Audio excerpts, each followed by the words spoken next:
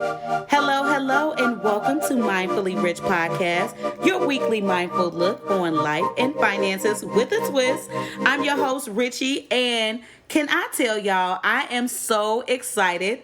This is my first episode, and I just gotta thank my Lord and Savior. Gotta thank you, Lord, because, without you keeping me here, I wouldn't be able to do these things. But I have to let you know this podcast is a labor of love that has been on me and my friend circle's prayer list for a long time. So a little bit about my friend circle. We get together, we do hood rat stuff with our friends, of course. We do business together. We also pray together. And we have been praying about this podcast for a while. We pray about the different aspirations that each of us have. And so super, super happy, blessed that I have such a great friend circle that has believed in me, that has, helped pray for me, to get me to where I'm at now. My best friend of 30 years, y'all just don't know. This girl be speaking life into me. If you have I know 30 years, it makes me seem like I'm old. I'm only 35, but we didn't know each other since we was 5. So best friend of 30 years, okay? My god sister, she has been helping me with these topics to make sure that I'm dissecting them well, what I should bring to the table and talk about. I have mentors who have spoke life into me, who have shown me that all I need to do is be my authentic self and I'll be able to survive.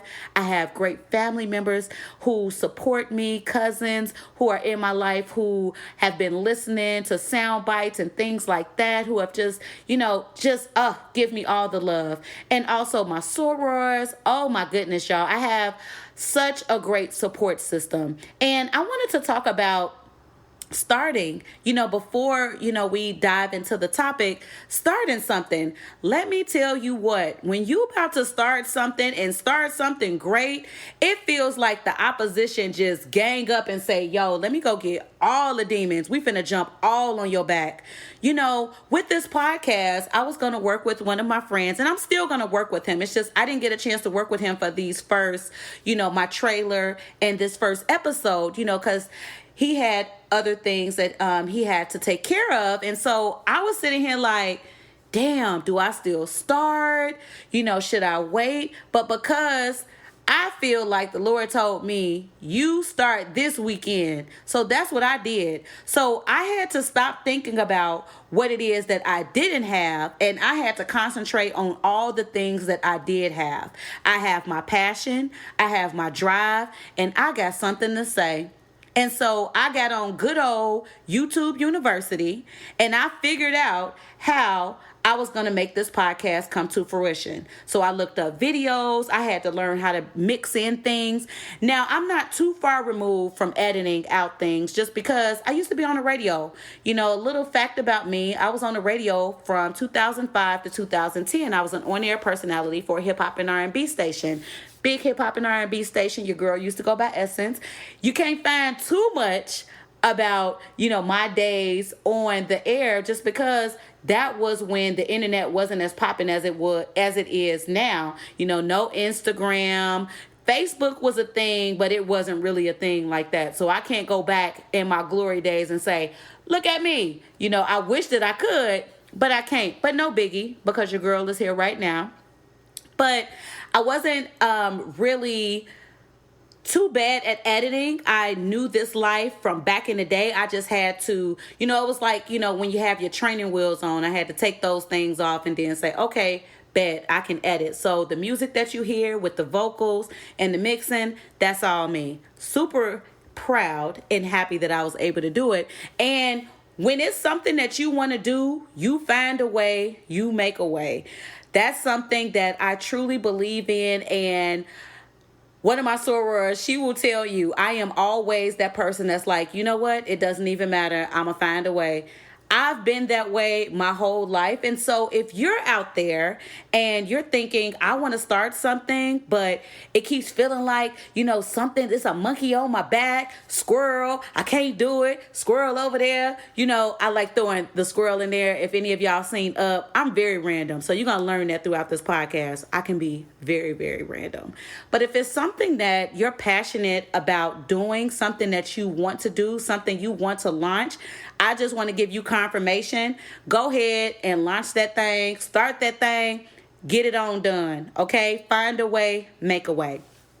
But let's go ahead and dive into our topic today.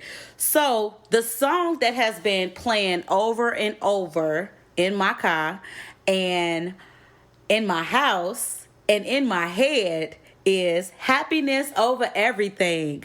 Ho, love the title, okay? Absolutely love it. Just because happiness over everything is making a choice that, you know what, no matter what's thrown at me, I'm choosing happiness over everything.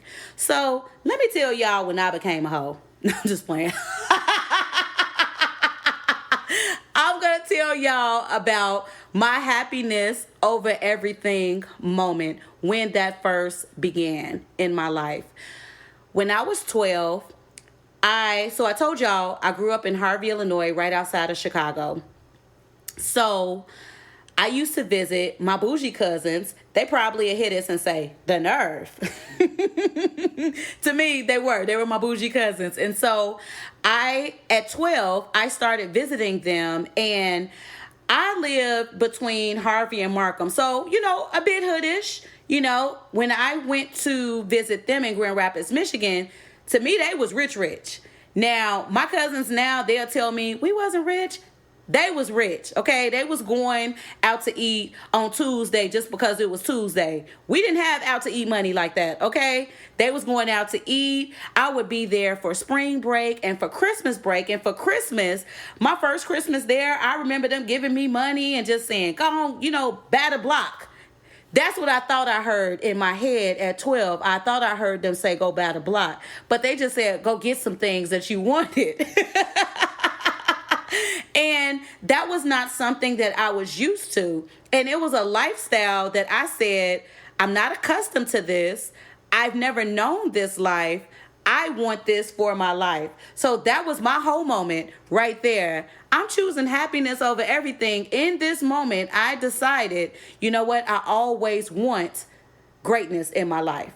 That was that moment for me. And I've carried that with me to now. And I'm 35. And that was at 12 when I first decided that. And so I wanted to talk about happiness over everything and how that looks in our financial lives. I done been through a lot. So in my career, I'm a public speaker. I speak on leadership and financial matters. I'm a financial educator. And so I talk to hundreds of people throughout the week. And sometimes when I'm giving these talks, when I'm, consulting with people, I'm telling them, there's not this, this financial answer that's just out there. Like if I tell you this, then all of a sudden, boom, you're going to have the answer to everything. That's not how that works. In our financial lives, we have to make a choice as to what decisions we're going to make for the rest of our lives. And what I mean when I say that, how are you going to live? Are you going to continue to live over your means? If you're living over your means, are you going to continue to self-sabotage yourself by overspending?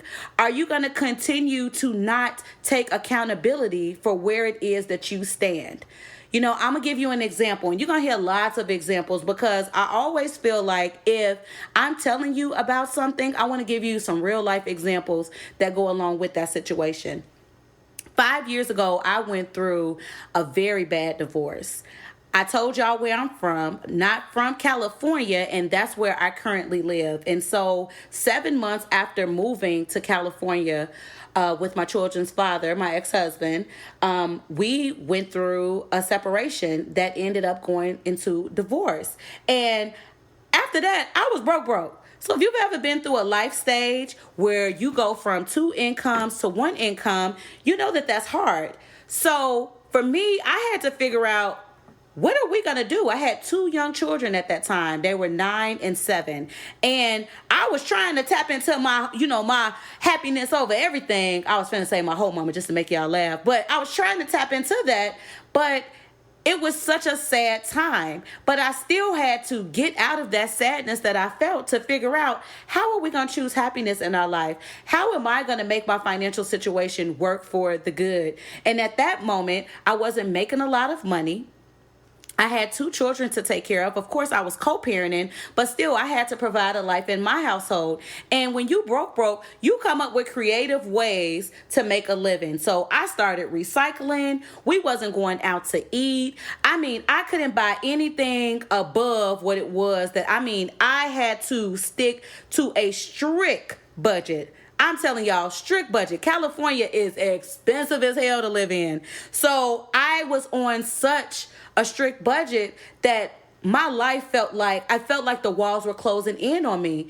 I had to think to myself, financially, what am I going to do to get myself out, of this place where I'm at, where I can't do anything, because your financial life is made up all of the decisions that you make. Because I didn't have a savings that I kept, while I was married, I left my marriage without a savings. I went into debt, and then I was living paycheck to paycheck. What can I do to bring myself out of that? I had to get clear, get very mindful of the decisions that I was making. How am I going to get myself out of this? I started, doing posts on Instagram saying, just talking about, finances, because I've been in the financial industry for almost 14 years. I did that just for a little while. I didn't know where that was going to go. I ended up landing the job of my dreams by being a financial educator.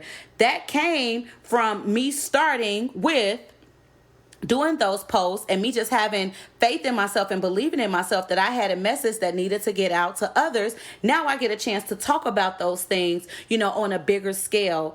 And so that was a choice that I had to make. I had to switch careers. I had to move. I had to do some things to get my financial life back in order. And so the one thing that we don't think about, I feel, enough is when your financial life is in disarray, you lose it.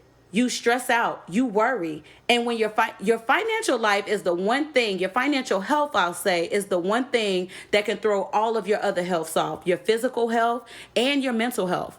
And you don't need either one of those things being off. Because when you're stressed out, I always say this when I'm talking to people.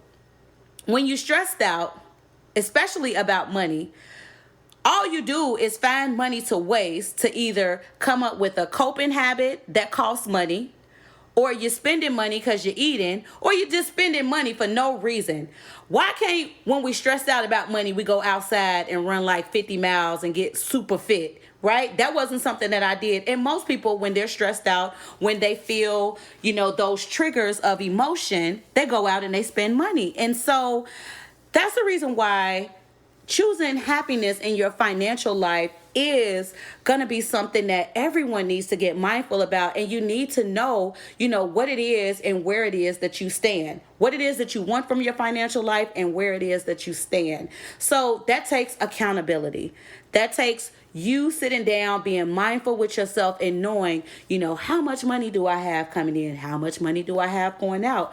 Where do I stand on the credit scale? If I'm trying to buy a house, am I in a position where I can pay for a house and or expenses that come with a house? If I want a new car, am I in a position to purchase a new car? How much can I afford? These are things that you have to get mindful about, to bring the happiness into your life, your financial life that you want. And I know that we all have different goals that we want to accomplish, especially financially, but it takes being mindful about your financial life in order to get to that place. Coming up on the podcast, I'm going to be talking about budgeting, saving, and spending. Not in that order, but I'm going to be talking about those things just because those are three things that can take your financial life from kind of to a better spot if you know what to do. But the first thing that you have to do is get real with yourself and figure out, how do I want to bring happiness into my financial life? Do I need to save more? Do I need to stop spending? What do you need to do? Are you able to be accountable to yourself right now and disciplined with yourself, to say, I need to make a change? Because, we're going to treat this like therapy. Looking at your own financial life and saying, hey, what is it that I need to do before I move forward so that I can be happy, so that I'm not stressed out, so that I'm not worrying, so that's the topic right now. That's how I was feeling. I was feeling this song and I said, how can I talk about that in a way that'll get people, excited and wanting to bring happiness into their financial life? And I just wanted to talk about, you getting real with yourself, basically. So that's all I got on that topic today. Like I said, the song that I've been listening to over and over again is H.O.E. Go check it out. It's Jhené Aiko, Future, and Miguel. Such a great song. Absolutely love it. Wish I can play it, but I ain't got no money for nobody to sue me. But if you want to connect with your girl, check me out on IG. I am Mindfully Rich.